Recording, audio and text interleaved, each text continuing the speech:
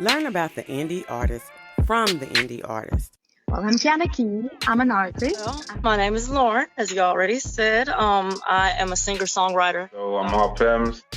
I originally come from the Caribbean, St. Vincent and the Grenadines. My name is Brian Doucette. I'm an East Coast Canadian rocker. And then I found myself in Las Vegas, where I'm at currently, for dancing for Cirque du Soleil with my own solo.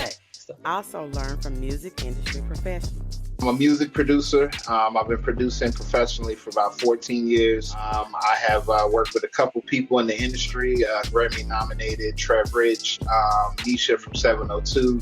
After I got my deal with Universal Music, after the Alicia Keys and Gunna record and many others that I've done, and then Alicia Keys was the #1 adult R&B song of the year. I asked the questions.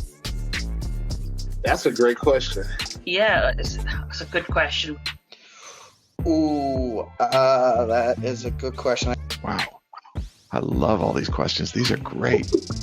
Like most of the questions that I get are like, tell me about Justin Bieber. It's like... Indie Artist Music Hustle is for the indie artists, their fans, industry professionals, and the music lover. Subscribe on YouTube, Facebook, or the podcast on Apple, Spotify, Pandora, or Blonde Intelligence Facebook page. Don't forget to add me to your playlist. Bye. It's been really fun, especially talking to someone across the pond. That's cool. Welcome to this week's Blonde Intelligence. I'm your host, Miss Roni, where I always seek to give you exquisite cranial repertoire. This week, I want to talk to you a little bit about flying monkeys and jealousy. And I look at some of the, tactics that people use. And on a greater level, I see a lot of AI generated things. But today I want to talk about the jealousy and flying monkeys that's in the independent music industry. In the independent music industry, jealousy that escalates into coordinated harassment often follows predictable patterns. Signs that colleagues or rivals are engaging in gang stalking, cyberbullying, gossip, defamation, attempts to damage finances, or recruiting flying monkeys, which are third parties, to harass on their behalf. Some signs include repeated coordinated targeting across platforms.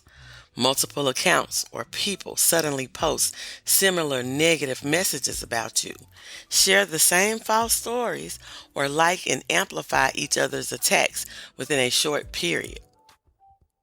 Sudden unexplained leaks or false rumors. Private information or fabricated accusations appear on social media, blogs, or message groups that were not previously public that have been repeated in different places. Organized reporting and takedown attempts. Several account files complaints or copyright terms of service reports against your profiles, videos, or music in quick succession with vague or similar claims causing temporary suspensions or demonetizations. And that happens on social media. And I've had a couple of pages to be terminated on several platforms around the same time. And I knew that it was something strange with it, but hey, as Cat Williams say, if you don't have enough haters, then it's time to recruit some more. Financial sabotage attempts, unusual chargebacks, tampering with crowdfunding pages, mass negative reviews on ticketing or merchandising sites, or coordinated calls, emails to venues, promoters, or sponsors, or other people that's part of the flying monkey community to withdraw support. Recruitment of flying monkeys. Those are people you do not personally know begin harassing you after being encouraged explicitly or implicitly, which means, hey, go after this person, or, well, this person done such and such and such and such. Often echoing talking points or sharing identical messages. So if a person come back to you several different people come back to you saying similar things about a person that they don't know, it's up to your discernment to decide, hey, why are all of y'all saying this same thing? Where did you get this information from? Is it credible information? Instead of just taking it and running along with it because you become the flying monkey too. Persistent doxing or attempts to access private accounts, personal contact information, home addresses, or phone numbers are published or used to make intimidating communications. Coordinated timing with career milestones, attack clusters around these dates, such as big shows, grant applications, or announcements, suggest an intent to harm professional progress. That's the reason why I stopped making announcements on things that I was about to do or things that were in works or in progress because, yeah, some things can fall through, but if you have a group of haters working against you, a lot of things you have to keep to your chest until there is no way that anybody can do anything to it. Because you have, especially in the independent music industry, and it's not even just saying, everybody mad at Kendrick because Kendrick winning all these Grammys or whatever. It's even on the localized level that the jealousy and harassment is just unbelievable when everybody is really still on the same playing field. Pattern harassments across mediums. The same slurs, phrasing, or false claims recur in private messages, public posts, comment sections, emails, signaling coordination rather than independent opinion. Accountability, evasion behavior.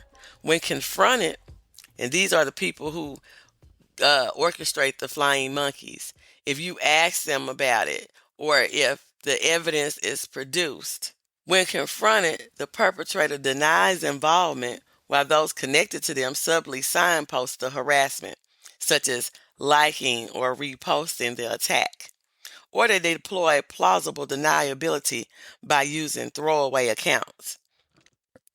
So my thing is, if you have to sneak to do something or to say something about somebody, then what does that say about you? First of all, you're not an upfront person, kind of cowardly, and you can't even do it by yourself. You have to have a group of people to help you harass a person. That is just, to me, so asinine. But hey, then it's emotional manipulation and gaslighting. Persistent attempts to undermine your reputation by rewriting events. That means telling lies, blaming you for conflicts. It was all her fault. I didn't do anything. I am the best at everything that I do. And I tried to get along even though she was telling me that I was on some bullshit. Or encouraging others to distrust you without evidence. Like I told you on another show, this girl, I just thought that I needed to warn you about her because she fuck over artists and take their money.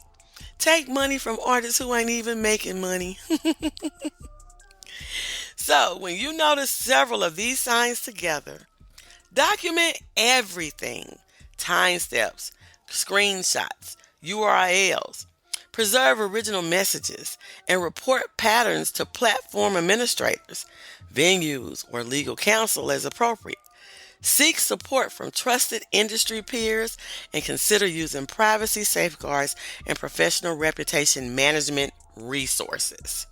Jealousy among independent music industry professionals can be escalated into coordinated harassment, for which I told you already, but can be grouped into behavioral, digital, professional, and financial indicators.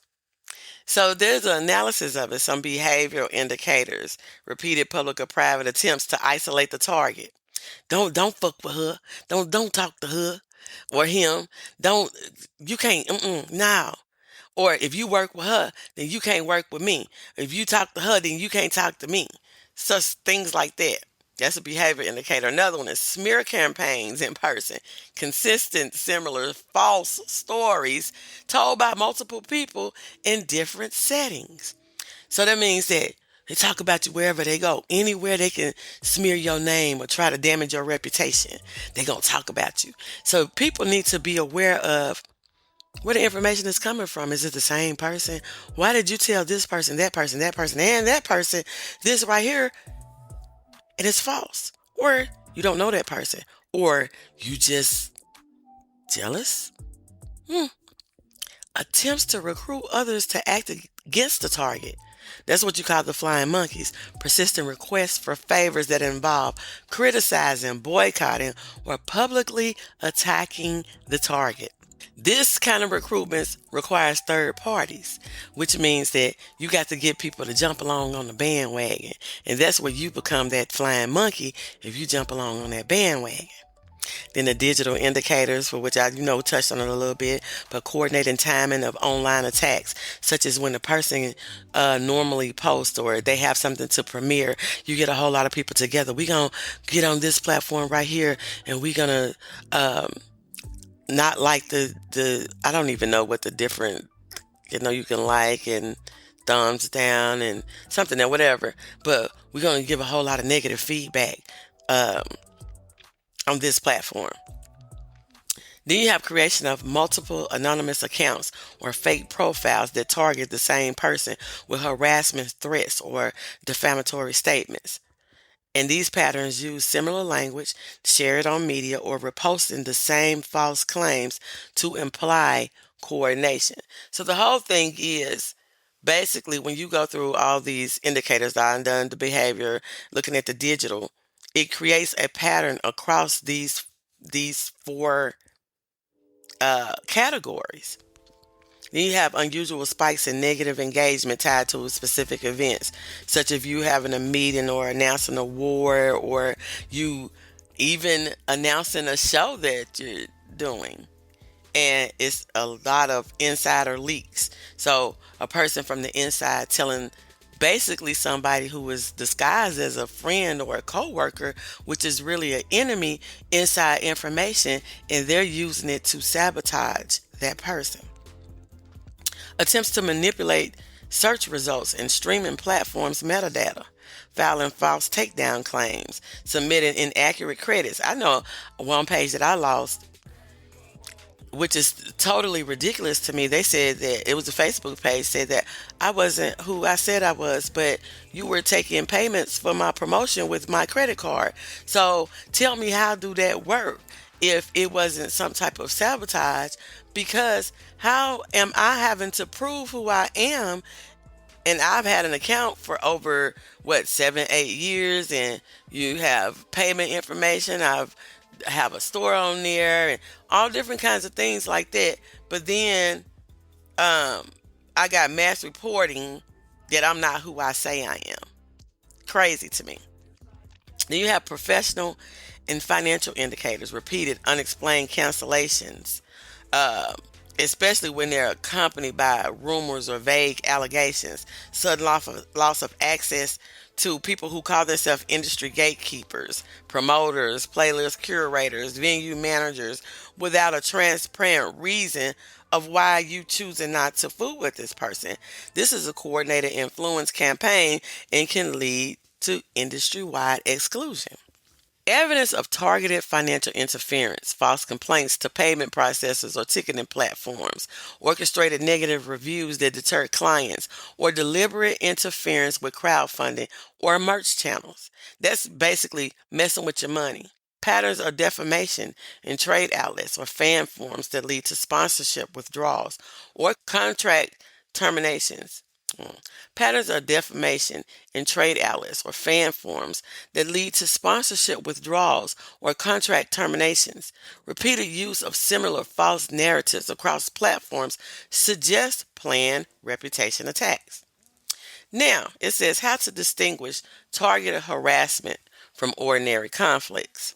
Convergence of multiple indicators across domains, in person, digital, or financial, in a short time frame strengthens the interference of coordinated, jealousy-driven harassment. Documentation and metadata often reveals coordination, timestamps, IP clustering, repeated phrasing, or identical doctored materials across accounts. Independent cooperation, witnesses, platform logs, communications, such as direct messaging, distinguishes rumor from targeted defamation. So it says recommended responses and protections. Preserve the evidence. Keep screenshots with timestamps, URL records, save messages, and copies of cancellations or complaints. Use platform reporting tools and request logs, such as takedown or report histories from streaming and payment services. Seek cease and desist or legal advice when defamation, doxing, or financial sabotage is present. Build transparent communications with collaborators and fans to counter misinformation. Carefully avoid escalating online arguments. Use trusted networks and neutral third parties, such as mediators, professional associations, when possible. So as I stated earlier, when you notice several of these signs together, document everything. Preserve original messages and report patterns to platform administrators, venues, or legal counsel as appropriate.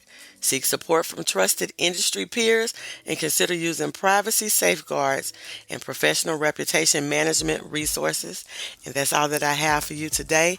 But remember, you have to keep accurate records, especially when it comes to these flying monkeys, these jealous ass people that are jumping on the bandwagon to sabotage people because they are jealous or they're stupid.